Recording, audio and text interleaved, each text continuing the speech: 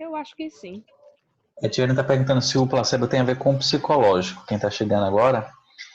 Tiane, também, viu? O placebo tem a ver com o psicológico, porque a primeira coisa que a gente precisa entender é que ele não tem atividade farmacológica, certo? Então, o paciente, ele normalmente no placebo, ele está tomando sem saber que aquilo ali não tem efeito farmacológico. Mas pelo fato do psicológico estar recebendo a informação que você está sendo medicada, é muito provável que você tenha uma resposta ou não. Depende de como a pessoa reage. Tem uma frase que diz, a Adriana está perguntando se é terapêutico. Boa pergunta, Adri. Se é terapêutico. Terapêutico é tudo que promove um tratamento, né? Então, do ponto de vista farmacológico, não é terapêutico, certo? Mas se o teu psicológico reage, João está perguntando se o placebo também é usado em pacientes que não têm mais cura. Depende. A gente não pode enganar um paciente, tá? Então a gente, assim, nunca vai dizer, nem aos hipocondríacos, Adriana, a gente não vai dizer, olha, você está tomando um medicamento que esse aqui é que é o bom, e não tem nada dentro dele, isso não vai acontecer. Na homeopatia, tem alguns casos que tem pacientes que eles precisam reduzir a quantidade de droga que eles estão tomando para poder o corpo ir limpando. Estava falando de uma forma bem simples. Nesses casos, a gente alterna um tratamento que é farmacológico com placebo para dose e desacelerando aos pouquinhos, certo? E aí a gente não vai, igual o anticoncepcional, a gente não vai dizer qual deles tem e qual dele não tem, está misturado ali no meio. Tem um livro chamado Você é o Placebo, do Dr. Joy. É muito bom. Rayana, não conheço, adorei a tua indicação, eu vou procurar por ele, tá? Você é o placebo. Mas eu suponho, se o placebo vende em farmácias, não vende não, Risonilda. O placebo, ele normalmente ele está dentro de outros medicamentos. O exemplo que eu dou a você é o anticoncepcional, ele tem um dentro deles lá, ele não interage, ele não dá problema.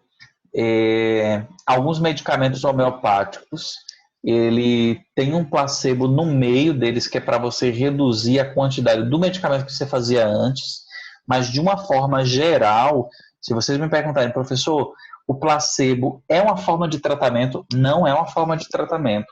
Não é utilizado como escolha para tratar ninguém. Nem as pessoas que não têm mais cura, viu, João? Nas pessoas que não têm mais cura, tem outro tipo de tratamento que é realizado, que são os tratamentos paliativos. Mas eu vou chegar neles mais para frente. Se eu não chegar, você me cobra que eu falo. Tá? Mas eu não vou trazer muita informação diferente, que é para não dar confusão. Mas até agora, exatamente o paliativo, Suênia, que eu falei agora, não é a mesma coisa não, tá? Paliativo é aquele medicamento que ele não promove a cura, ele reduz os efeitos. Então vamos, já que eu estou nesse slide aqui falando com vocês sobre abordagens terapêuticas, o que é uma terapia, deixa eu voltar, como diz a história, deixa eu voltar 2 casas para avançar. Primeiro, vocês entenderam que na questão de terapia é como a gente vai conduzir o tratamento. Uma abordagem terapêutica é como o médico, como o terapeuta, ele vai propor o tratamento para o paciente. Até aqui ficou claro para vocês o que é uma terapia, o que é uma abordagem terapêutica? Massa. Então, a partir de agora, a gente vai entender que existem terapias e tratamentos que são curativos, é um ponto. Antes de ser curativo, existem tratamentos preventivos, existem tratamentos curativos e existem tratamentos paliativos. O que quer dizer isso? Os tratamentos que são preventivos, eles trabalham com o equilíbrio desses pilares que sustentam a saúde, certo? O equilíbrio desses pilares. Prevenção é a medicina preventiva. Existe um outro tipo de tratamento que são os tratamentos curativos, ou seja, é aquele tratamento que a chance da gente ter a cura é muito alta. Um exemplo que eu daria para vocês é um antifúngico que está sendo utilizado para o tratamento de micose. O exemplo é o clotrimazol, certo? Eu estou utilizando o clotrimazol para um fungozinho que deu entre os dedos, um exemplo. Esse é um tratamento curativo, porque a chance de ser curado é muito alta, tá? Com exceção, claro, que tem que ter a resposta do corpo, pode ser que o meu corpo não responda bem, mas é uma das coisas que a gente espera como cura, tá? Existe ainda o tratamento paliativo, e eu vou dar um exemplo muito comum de tratamento paliativo. Quando a gente está, essa épocazinha que está chovendo, tá uma chuvinha lá fora agora, quando a gente leva um banho de chuva, é muito comum, principalmente nessa épocazinha entre primavera e verão, a gente ter as famosas viroses, né? E para muitas viroses, uma das partes do corpo que ataca de imediato é a orofaringe, é a dorzinha de garganta. O que normalmente o médico prescreve para uma dor de garganta? Quem poderia me ajudar aí com um exemplo? Estou com uma dor de garganta, o que o médico normalmente prescreve? Anti-inflamatório. Um anti-inflamatório. Boa, Sônia. Você podia me dar um exemplo de um anti-inflamatório ou você qualquer outra pessoa? Profenil, ibuprofeno. Entendeu? Profenide, ibuprofeno. Ibuprofeno. Boa. É São a mesma dois coisa. exemplos de anti... Não. Amoxicilina. A Amoxicilina é antibiótico. amoxicilina é um antibiótico, Nath. A gente vai entender daqui para o final do módulo. Eu prometo a vocês que vocês vão entender a diferença. Mas eu vou pegar o exemplo do ibuprofeno, da nimesulida, que a Ana está colocando aqui, da dipirona poderia ser, do paracetamol, do diclofenaco, do cetoprofeno. Todos esses... Oi? Bezetacil. Bezetacil também é um antibiótico, Suênia. Mas vamos ficar no exemplo da nimesulida, do cetoprofeno, do ibuprofeno, tá bom? Todos esses aí são anti-inflamatórios. O anti-inflamatório, ele é um tratamento paliativo. Por que ele é paliativo? Porque ele vai curar a gripe. A doença de base é uma gripe. Ele não vai curar a gripe. Ele vai diminuir temporariamente a dor e a inflamação. Certo? Ele é um anti-inflamatório. Então, ele é um paliativo, porque ele vai reduzir os sintomas da doença durante um tempo. Essa é a ideia da paliação. E o que é que vai curar a gripe? O nosso próprio organismo. O nosso sistema imunológico, em algum momento, ele vai se restabelecer e vai expulsar esse vírus, ou se for uma bactéria, normalmente é viral, né? Vai expulsar esse vírus aí do nosso organismo. Deu para entender a diferença para paliação? Consigo sim, Edilane. Agora sim. Era só para testar. Tá de volta agora. Também. Ô, professor. Não, o Perfeito. computador não pegou, não. Oxe, que estranho. Mas estou te ouvindo bem, sim. Alguém mais ia falar? Eu, Suênia. Suênia. Agora, veja, me explica a questão da reação quando alguém toma a vacina. Félix uma vez conversou com a gente e disse que a gente em si contém o vírus. E quando a gente toma a vacina, provavelmente ativa-se pela questão da imunidade, né? Certo. Ou não? Sim. Porque eu tomei a H1N1 e fiquei muito mal. Não tenho alergia aos componentes que ela tem, né? Certo. Que eu não tenho alergia, mas eu fiquei muito mal mesmo. Certo. Aí deixa eu perguntar para você, já que estamos falando de abordagens terapêuticas, vou puxar a tua pergunta, pegar o gancho para trazer onde eu tô querendo chegar. O tratamento com a vacina, ela é um tratamento preventivo, curativo ou paliativo? Eu acho preventivo, Preventivo. Preventivo. né? Perfeito. Preventivo. Preventivo. Boa, gente. Vocês são afiados. Por que é preventivo? Prevenir a doença, né? Que não, A vacina ela vai estimular. não venha Diminuir. acometer-se. Diminuir os sintomas. Certo?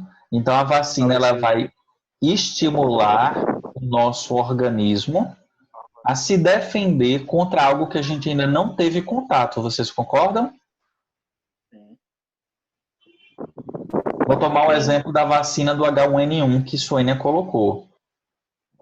Não está Professor, colocando porque é para evitar ficar doente no futuro. Exatamente, João. Ó, a vacina do Professor? H1N1. Oi.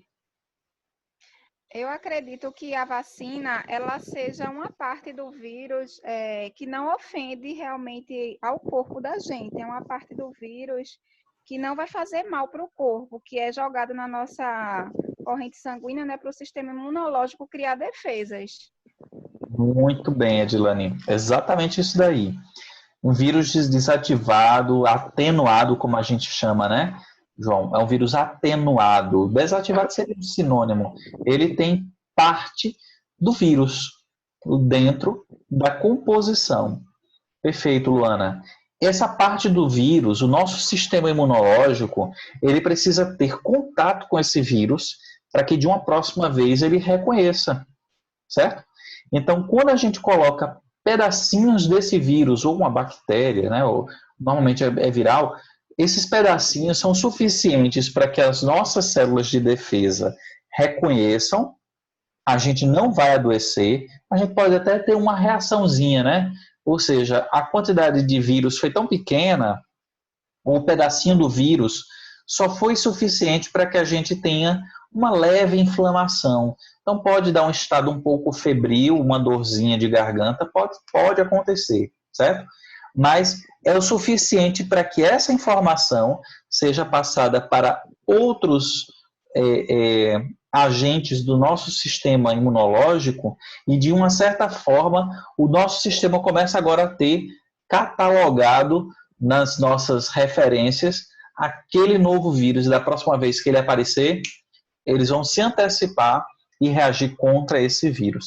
Então, nesse caso, nós temos aí na vacina uma terapia preventiva, certo? É como se fosse um treinamento para os nossos anticorpos contra o verdadeiro vírus.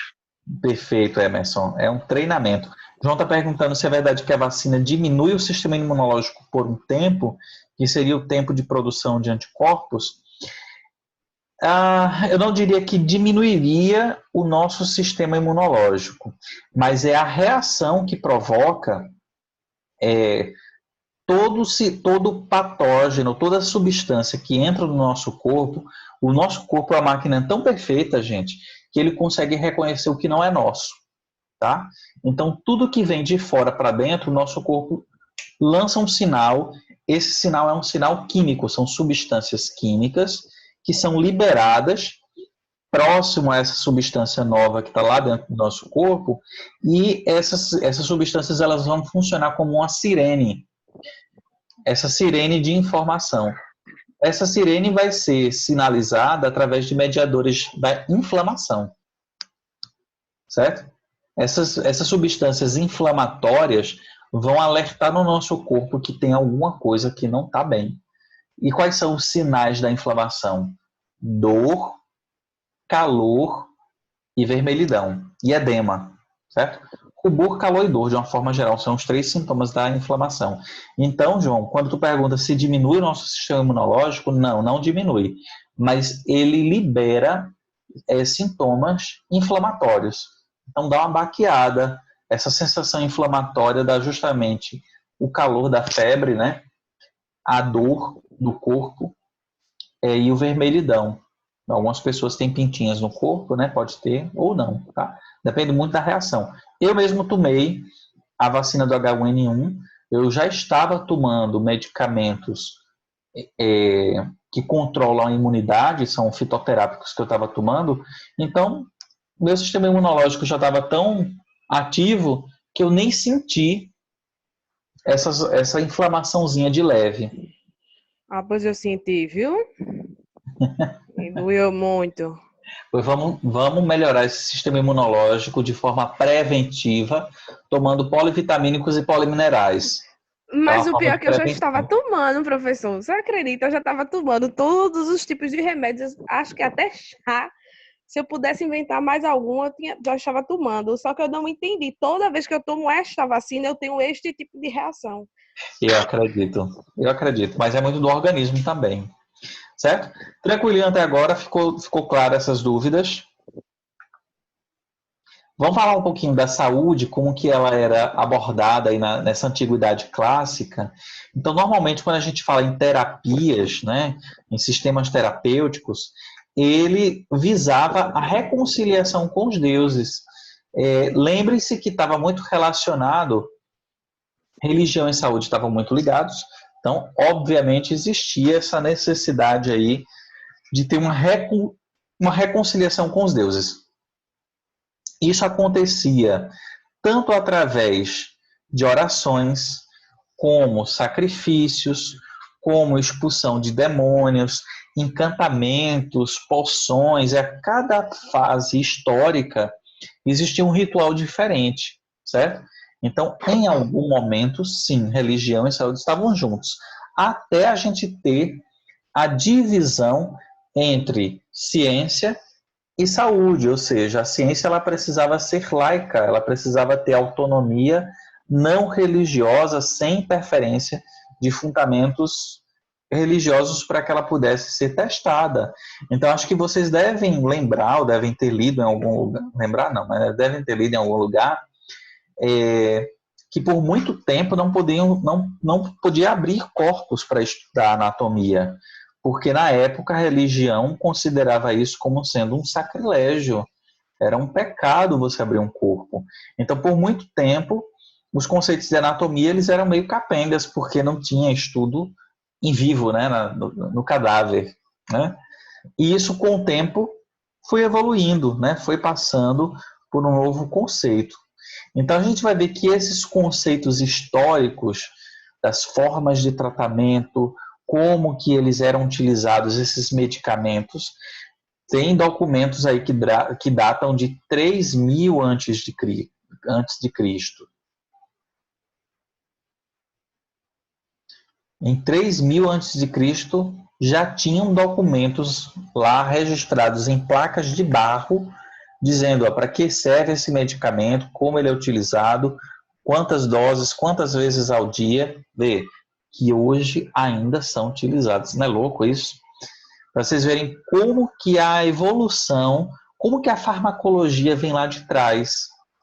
Eu não sei se vocês já ouviram falar desse documento, ele é chamado de Papiro de Ebers, lá do século XVI a.C.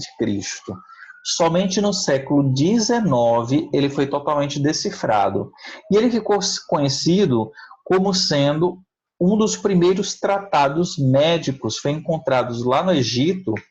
E aqui, gente, existiam mais de 7.000 substâncias que eram incluídas em cerca de 800 fórmulas diferentes. Então, vejam, a gente não pode dizer que esses tratamentos das sociedades clássicas, vou voltar para o Egito, das sociedades clássicas, eles não eram tratamentos ineficientes, pelo contrário, existia muita ciência. E o que a gente sabe hoje de farmacologia é o acumulado de vários séculos de estudo. Por isso que estudar farmacologia não é algo simples, mas também não é algo difícil. Significa que é algo que a gente precisa ter dedicação, porque, ó que privilégio, a gente vai ter acesso à informação de séculos de estudo. Então, tem muita coisa bacana para a gente entender, muita coisa que antigamente a gente achava que funcionava, que hoje já sabe que não funciona mais, e muita coisa ainda em estudo.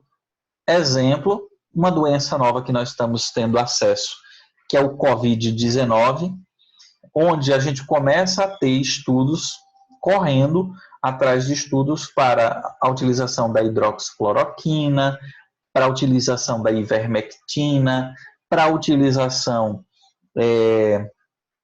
de alguns medicamentos para verme, que têm atividade interessante aí contra o Covid.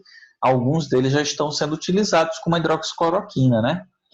Mas são testes, né, farmacológicos que são feitos, tentativa e erro, e começa a se empregar o protocolo. Então, desde essa época, que 1873, que a gente já tem registros de protocolos farmacológicos que eram utilizados para o tratamento, para a terapia nos seres humanos.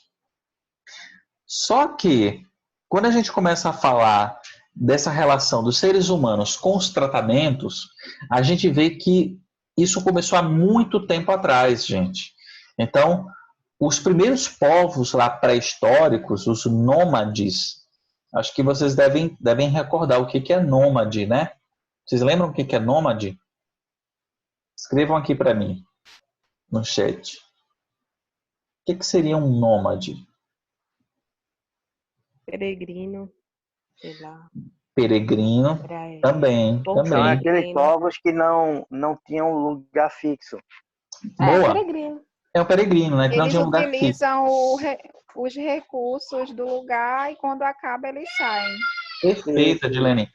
Normalmente os recursos eram recursos alimentares, né? Eles se alimentavam nessa época ainda, eles se alimentavam muito por meio da coleta de plantas, tá? De frutos. Então era um povo que ainda utilizava um sistema de produção de coletas, né? Coletivista.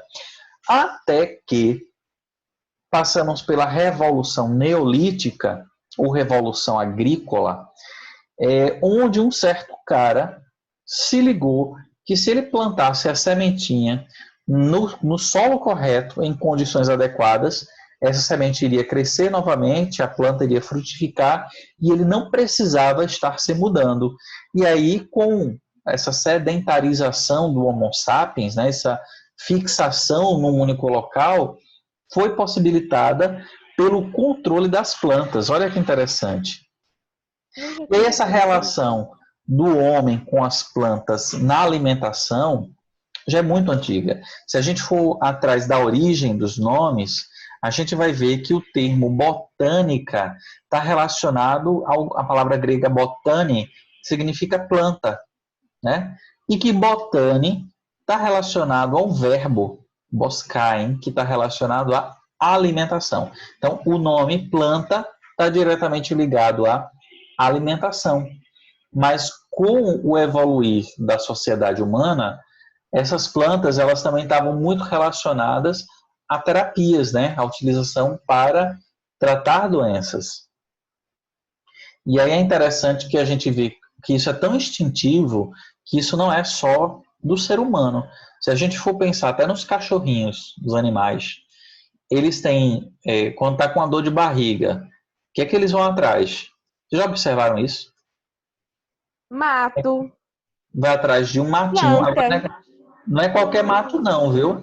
Eles vão farejando o matinho, e determinado mato que tem um óleo essencial específico, eles comem o mato, porque já farmacologicamente faz sentido isso. Aquele óleo essencial, ele reduz a cólica. Não é interessante isso? Que bonitinho. Não sabia não. Professor, o meu cachorrinho de vez em quando faz isso. Ele come o mato, né? Mas você vê que isso está relacionado com a busca da utilização das plantas no tratamento. Até pelos animais, né? Até pelos animais. Professor? Oi? Adriana. Adriana. Então, no meu caso, eu entendo mais de gato, né? Todo mundo sabe. Então, geralmente, meus gatos, às vezes eu reparo, quando comem alguma coisa assim, algum mato, alguma coisa, geralmente é para expulsar a bola de pelo, ou é para botar alguma coisa para fora. Sim, sim. Eu não sabia disso não, que eu não tenho, assim, nunca tive muito contato com gato, mas é porque eu sou alérgico a gato. Mas os óleos essenciais presentes nesses matinhos, viu, Adriana, eles têm uma atividade farmacológica que é chamada de atividade carminativa. Essa atividade, ela relaxa a musculatura lisa do estômago. Então, por estar mais relaxado, facilita regurgitar, vomitar e botar a bola de pelo para fora, né? Porque até vende grama para gato, você compra semente e planta e nasce os matinhos fininhos, Ah, assim, é? que nem uma grama. É, vende. Que interessante, eu não sabia disso. Mas está relacionado ao uso dos óleos essenciais pelo gatinho. Ótimo, valeu. Interessante, né? Isso é farmacologia, viu, gente? Então vocês começam a ver que as plantas tiveram uma ligação muito interessante com a farmacologia. Se a gente for pensar, para que a gente utiliza as plantas hoje em dia? A gente vai ter uma lista grande, né? Desde o oxigênio que a gente respira, as fibras para a produção das roupas que a gente veste vem de plantas, os móveis, os transportes, o combustível, tempero para culinária. O que mais que eu esqueci? Tá sem Remédios. som? Vocês estão me ouvindo? Para mim tá ok o som. Uso medicamentoso. Uso medicamentoso, muito bem, Suênia. Perfumes, vocês concordam que vem de plantas também? Sim. Perfumes também. Bebidas alcoólicas também estão relacionadas a plantas ou não? Meu Deus. Também estão. A cachaça, a tequila, né? São bebidas que vêm de plantas. Também. A cevada, né? Também não A vem. cevada na cerveja, boa, gente. Então vejam, a gente não consegue excluir Até o uso para o das uísque, tá, plantas professor? ao desenvolvimento Até para o humano. uísque. Como é, Cleiton? Para conservar o uísque, aqueles barris de carvalho. Sim, sim, sim. Ah, Para fermentação de vinhos também, né? isso. Para fermentação dos Olha pra vinhos, os barris de balante. carvalho. Muito bem, muito bem. Vou virar um anólogo. Cuidado com o Rose, não. A minha princesa está aqui do meu lado. Vai virar um enólogo. Ó, já que a gente falou de temperos, né? Um exemplo muito bom do que nós temos é o papel dessas grandes navegações. Vocês lembram que principalmente Portugal e Espanha, lá no século XV e XVI, ficaram muito conhecidos por expandir seus territórios, financiando aqui grandes navegações. E o intuito inicial dessas grandes navegações era a comercialização aí das ervas, das especiarias, né? E aí eu vou deixar como o gancho para a próxima aula o que essas especiarias... Misericórdia, professor. O que essas Trovão, especiarias professor. têm relação com o uso medicamentoso e com as propriedades farmacológicas? Teve uma questãozinha aí por trás de tudo isso, certo? Não é para me entregar não, tá, gente? Eu estou jogando as perguntas para vocês estudarem, é para nortear os estudos de vocês, para que na aula que vem a gente recomece daqui desse slide. Combinado? Repita a pergunta. Repita aí, professor, por favor. A pergunta é o seguinte: qual é a relação entre essas especiarias e as propriedades farmacológicas que tornaram elas tão famosas? Qual é a propriedade farmacológica que está por trás dessas especiarias? E por que elas eram tão cobiçadas? Nesse tempo de grandes navegações, né? Você quer Sim, saber, né? nesse período aí, nesse contexto das grandes navegações. Qual a relação entre as especiarias e as propriedades farmacológicas que tornaram elas famosas? Isso. Tassiana está perguntando se tem como digitar. Tem sim, meu anjo. Eu vou deixar essa perguntinha disponível para vocês lá no Google Classroom. Combinado? Combinado, então. Tá joia?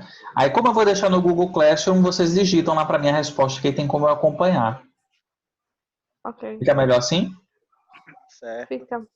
Tá bom? Só para eu entender o que é que vocês estão raciocinando aí, beleza? Pessoal, foi ótima aula. Gostei muito da intervenção de vocês, das ideias. É isso que eu quero. Eu quero interação, que a gente consiga conversar bem. Ah, faltou dizer o nome da outra filha de Asclépios, né, João? Isso vai ficar para a aula que vem, porque ela tem relação com a área da saúde. Mas o nome dela é Ígia ou Igeia, tá bom? Ígia ou Igeia. E ela justamente era a deusa da prevenção. Mas eu vou retomar isso na aula que vem. Me cobra lá que eu vou falar sobre esses símbolos, tá? E tem tudo a ver com o nosso símbolo da área da saúde. Tá bom? Pode cobrar que eu pago a dívida. Caduceu. Exatamente. Caduceu, tem tudo a ver com isso. Ok? Gente, bons estudos para vocês. Tragam exemplos e material que a gente vai discutir tudo isso na aula que vem, tá bom? Não esqueçam de colocar a presença lá no Google Classroom, tá bom? Hoje está disponível para vocês colocarem lá. Tá Beijo para certo, todos. professor. Até semana que vem. E boa semana para todos. Até. Pro senhor também. Até, professor. Boa noite e bom final de Boa semana. noite, querido. Tudo de bom para vocês. Tchau, tchau. Tchau. Tchau, povo.